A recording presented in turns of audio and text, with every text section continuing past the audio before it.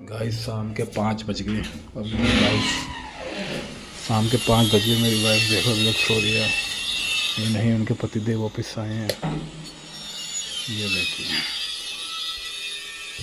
अरे उठ जा, उठ रे, उठती क्यों नहीं? क्या है? 5 बज गए, वो देख 5 हैंगर की। तो 5 अपने आप बजे। चाय नहीं बनानी हैंगर की चाय? नहीं उठ, नहीं बनानी। इन आँखों को खोल दे। हैंग कब खोलेगी? ना आँखों को खोल चुड़ैल, उठ, चलो उठ।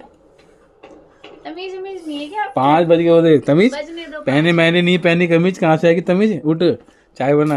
पहनो फिर कमीज। चाय बना, चल उठ उठ। नखरे दिखाते उठने में भी।